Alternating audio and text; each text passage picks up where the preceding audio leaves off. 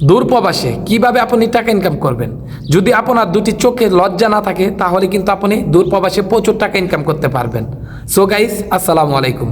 2024 সালে যারা বিদেশে আসতে চান এবং যারা বিদেশে আছেন, তো আপনারা হয়তো অনেকেই জানেন না যে বিদেশের মাটিতে কিভাবে টাকা ইনকাম করতে হবে। নতুনদের জন্য এই ভিডিওটা অত্যন্ত গুরুত্বপূর্ণ। যদি আপনার চোখে লজ্জা না থাকে তাহলে আপনি টাকা ইনকাম করতে পারবেন। সব ক্ষেত্রে না, কিছু ক্ষেত্রে কিন্তু লজ্জা শরম ত্যাগ করতে হয়। তো আমার ভিডিও স্ক্রিনে দেখায় আপনাদেরকে তারা কিভাবে টাকা ইনকাম করতেছে। যদি লজ্জা শরম থাকে তাহলে কিন্তু টাকা ইনকাম করতে পারবো না। তো দেখেন, এখানে কিন্তু বাংলাদেশি ভাইয়েরা এবং ইন্ডিয়ান ভাইয়েরা আছে। তারা কি করতেছে? এই যে বড় বড় টেইলার গাড়ি দেখতেছেন, এইগুলা কিন্তু ওই যে ডামের উপরে খাড়াইয়া সাফ করতেছে। তো এই যে একটা টেইলার সাফ করতেছে, মিনিমাম এই টেইলারটা সাফ করার পর তাকে 5 রিয়াল দিবে। আর যদি ভালো কোনো পাকিস্তানি ড্রাইভার অথবা ইয়েমেনি ড্রাইভার, মাসরি ড্রাইভার হয়ে থাকে তাহলে 10 রিয়াল দিয়ে থাকে। তো এখন আসি, আপনি ছোটো গাড়ি সাফ করতে পারবেন, মাইক্রো গাড়ি। তো মাইক্রো গাড়ির ক্ষেত্রেও আপনার 3 রিয়াল, 2 রিয়াল, 5 রিয়াল, 10 রিয়াল, এক এক সাইডে এক এক রকম দিয়ে থাকে। এখন আসি কিভাবে তারা কাজ করে। এই যে হসপিটালে ডিউটি করতেছে, তারা কিন্তু হসপিটালের বেতন পাইতেছে 1200 রিয়াল অথবা 1000 রিয়াল পাইতেছে। তারপরে কিন্তু পার্ট টাইম কিন্তু এই কাজ করতেছে, এটা কিন্তু আউট ইনকাম। তো এখন আসে এই যে যারা এখানে কিছু সংখ্যক আছে আপনার সৌদির বাড়িতে কাজ করে, তারা কিন্তু সৌদির বাড়িতে কাজ করে না। প্রতি মাসে তার কফিলকে 250 রিয়াল থেকে 300 রিয়াল পর্যন্ত দিয়ে থাকে এবং বছর শেষে আকামার জন্য 500 রিয়াল দিয়ে থাকে। এই মিনিমাম আপনার ধরেন বছর শেষে একটা কফিলের খরচ দিতে হবে আপনার 3.5 থেকে 4,000 রিয়াল পর্যন্ত আপনার খরচ যাইতে পারে। কিন্তু আপনি সৌদি আরবে, পুরা সৌদি আরবে কাজ করতে পারবেন না। ওই এলাকা আছে, ওই এলাকার ভিতরে কাজ করতে হবে। আর বাইরে যদি কাজ করেন তাহলে আপনার পুলিশে ধরবে। এটা কিন্তু আপনার কফিলে মাসুল নিবে না।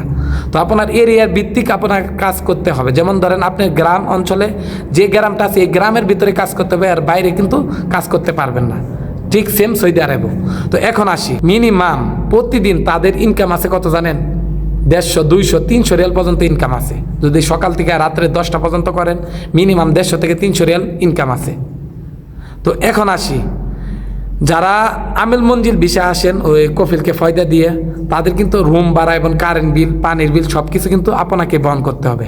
আর যারা হসপিটালের লোক আছে তারা কিন্তু আপনার কোনো কিছু বহন করতে হয় না। হসপিটালে কিন্তু থাকা সব কিছু, আকামা সব কিছু কিন্তু কোম্পানি বহন করে, শুধু খাবারের টাকাটা নিজের বহন করতে হয়। অনেকে হয়তো আমার দেখছেন যে আমি সাইকেল নিয়ে কই যাই। অনেকে কিন্তু আমাকে কিন্তু জীবনে প্রশ্ন করেন না আমি কি কাজ করি বাইরে। আমি কিন্তু সপ্তাহে 1 থেকে 2 দিন কিন্তু বাইরে যাইতাম, আমিও কিন্তু গাড়ি সাফ করতাম।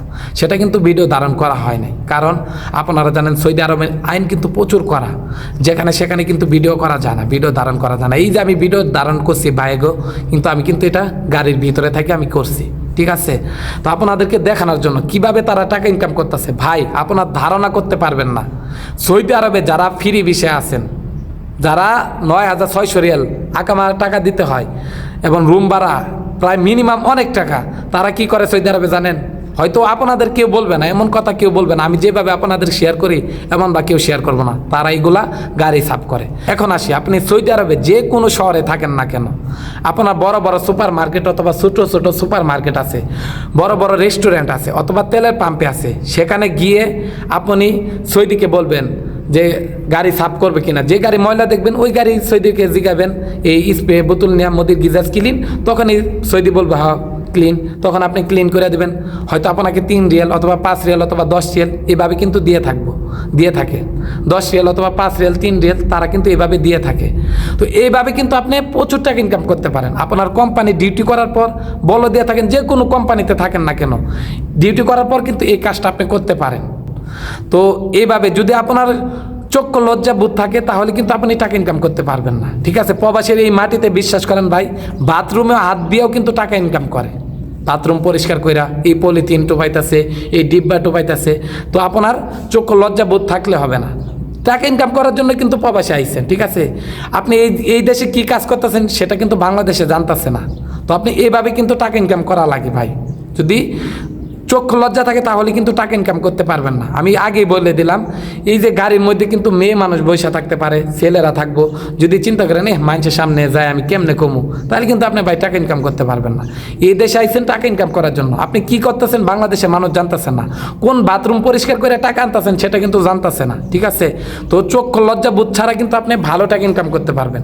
যে কাজটা আমি দেখালাম, ওই যে দেখেন বাইরে কিভাবে দেখছেন তো ভিডিওতে, কিভাবে তারা গাড়ি সাফ করতেছে, তারা কিন্তু প্রচুর টাকা ইনকাম করে। তাদের কাজই হলো গাড়ি সাফ করা, ওই কফিলকে ফয়দা দেয়।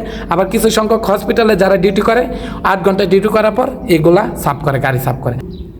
সকাল 8টা থেকে রাত্রে 10টা অথবা 12টা পর্যন্ত মিনিমাম আপনি 150 থেকে 200 অথবা 300 রিয়াল পর্যন্ত ইনকাম করতে পারবেন।